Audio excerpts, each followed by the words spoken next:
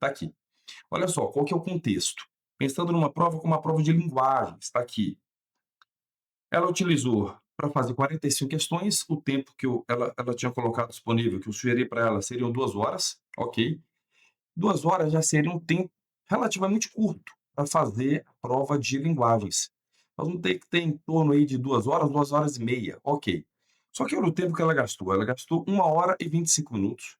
Ela tinha 2 horas, mas gastou só 1 hora e 25 minutos.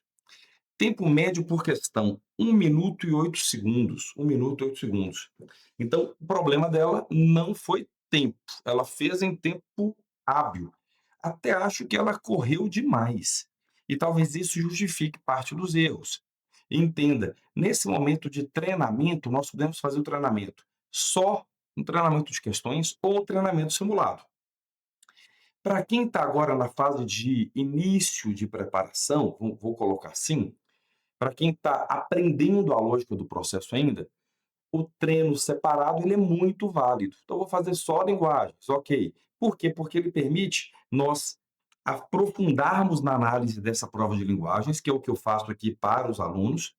Cada aluno ele tem uma sequência de atividades e ele me manda os gabaritos, os resultados dessas atividades, e eu mando para eles novamente uma devolutiva com a prescrição da semana seguinte. Para os alunos que estão com uma média ainda ruim de acerto, é necessário que a gente faça, ou é melhor que a gente faça, treinamentos separados. Então, no caso aqui, treinamento de linguagens. Fez o treinamento das 45 questões de linguagens e agora eu consigo saber exatamente que ponto que ela acertou, se ela teve coerência pedagógica ou não. Beleza. Agora, para essa aluna aqui e para todos os outros alunos, claro que é necessário também fazer simulado. Só que para os alunos que já estão mais capacitados, mais gabaritados, têm mais tempo de treinamento, fazer mais simulados do que treinamento de questões. Isso quer dizer, simular mesmo o horário da prova, do primeiro momento até o último momento. Eu vou fazer prova de linguagens, humanidades, fazer redação, passar gabarito, fazer tudo no tempo, exatamente no tempo previsto pela prova do Enem. Ok. Nesse caso aqui, é o aluno que tem por objetivo principal Enem. Ponto. Beleza. Agora, se for o objetivo principal no Montes, eu vou utilizar o mesmo padrão de referência de quantos por cento de acerto. Quanto mais ou menos eu tiver de porcentagem de acerto aqui, eu vou ter lá na prova da Sesgran-Rio Unimontes também. Tudo bem? Mais ou menos a mesma lógica. E é uma tendência de questões um pouquinho mais densas, ok? Mas uma tendência de aproximação com a prova do Enem. Fechou? Bacana. Então aqui eu tenho, olha, 1 minuto e 8 segundos, fez na correria. O objetivo aqui não é correr. O objetivo para essa aluna é o objetivo de sentar e aprofundar, entender o que está fazendo de errado para corrigir o mais rápido possível, esse é o objetivo, e dá para corrigir rápido, tá? No caso dela aqui especificamente dá, porque ela tem uma base interessante, eu vou mostrar como é que eu sei isso. Acertos, 26 de 45, pouquíssimos acertos.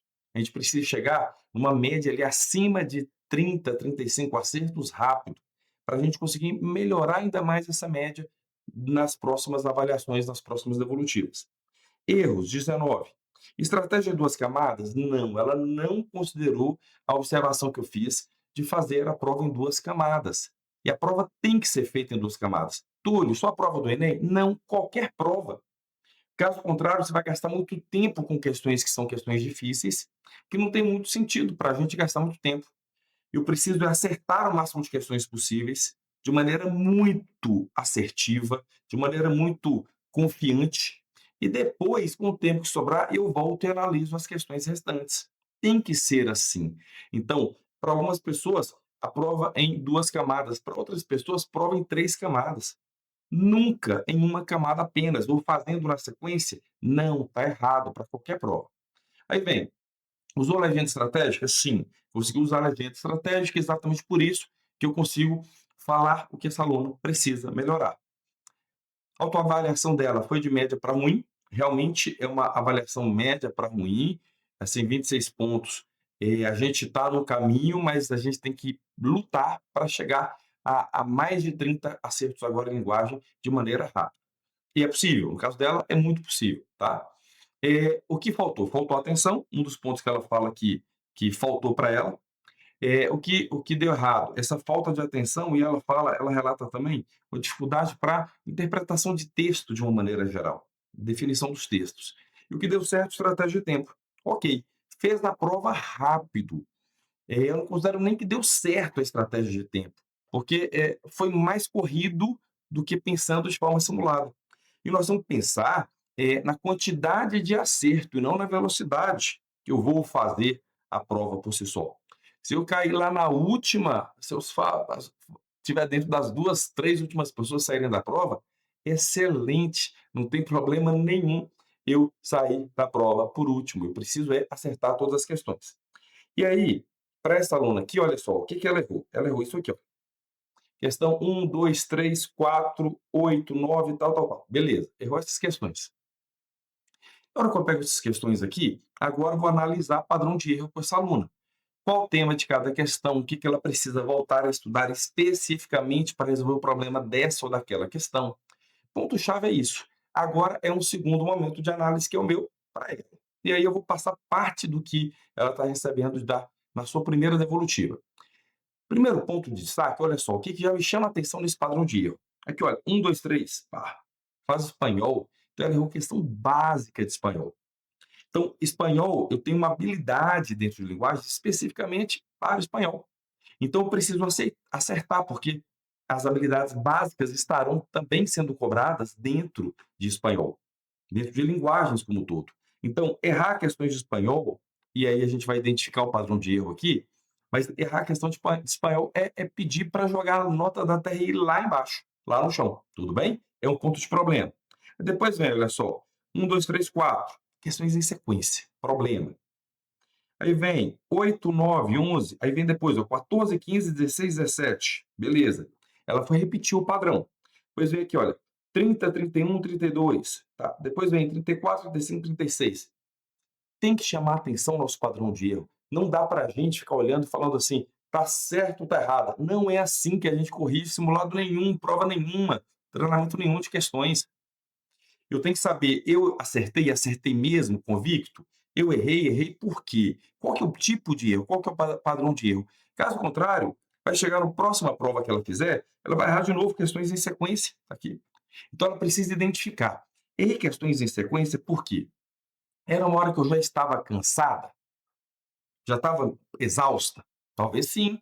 E se eu já estou exausto, tem que entender qual que é o ponto em que eu chego nesse padrão de exaustão. Aqui, muito claramente, olha, mais ou menos no meio da prova, depois lá para o final da prova, muito claramente isso.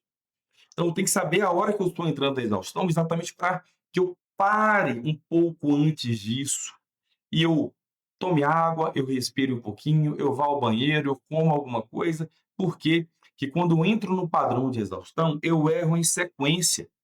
Eu fiquei desatento ali e eu erro 3 questões da sequência.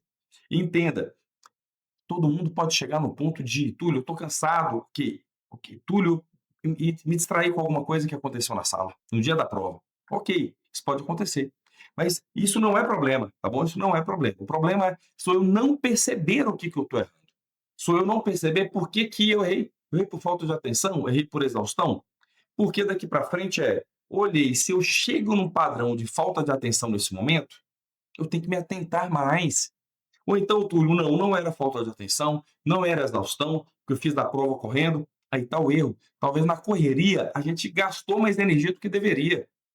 Ah, Túlio, mas pode ser que era um texto, um padrão de texto muito longo que eu não consegui me concentrar. Aí nós vamos ter que ter técnica para entender, para aprimorar, para gerar reflexão com base nesse texto. Tudo bem? O primeiro ponto para a gente já chama atenção.